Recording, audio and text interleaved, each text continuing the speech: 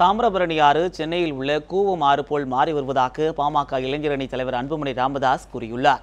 தூத்துக்குடி மாவட்டம் ஸ்ரீவைகுண்டம் அணைக்கட்டினை பாதுகாக்க வலியுறுத்தி பாமக சார்பில் தாமிரபரணி விழிப்புணர்வு பேரணி நடைபெற்றது. இதில் பாமக இளைஞரணி தலைவர் அன்புமணி ராமதாஸ் கலந்து கொண்டார். அப்போது செய்தியாளர்களிடம் பேசிய அவர், தாமிரபரணி ஆற்றில் உள்ள 3 பெரிய அணைக்கட்டு 8 தடுப்பணைகளில் பெரும்பாலானவை காமராஜர் ஆட்சி காலத்தில் கட்டப்பட்டதாக கூறினார்.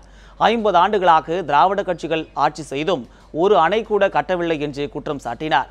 தாமிரபரணியை முறையாக தூர்வாரினால் சுமார் 30,000 ஏக்கர் நிலங்கள் பயன்பெறும் என்றும், உரிய நடவடிக்கை எடுக்காததால் சென்னையில் உள்ள கூவம் ஆற்றை போன்று தாமிரபரணி மாறி வருவதாக தெரிவித்தார்.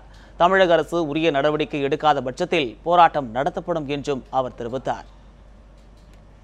நெல்லை மாநகராட்சியுடைய திடக்கழிவு 1.5 லட்சம் வீடுகள் இருக்கிறது.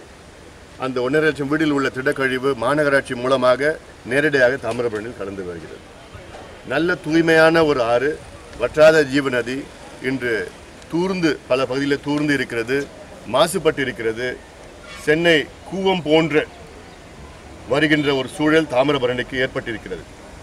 இதை எப்படியாவது காப்பாற்ற வேண்டும் என்ற நோக்கத்தில்தான் பாட்டாளி கட்சி சார்பிலே நாங்கள் வருகை தந்திருக்கின்றோம். கடந்த ஆண்டு கூட நாங்கள் இது சம்பந்தமாக ஒரு கருத்தரங்கம் நடத்தியிருக்கின்றோம். இன்று 2 நாள் விழிப்புணர்வு பிரச்சாரம். இன்னும் அரசாங்கம் கண்டுகொள்ளவில்லை என்றால் மிகப்பெரிய போராட்டத்தை நடத்த இருக்கின்றோம்.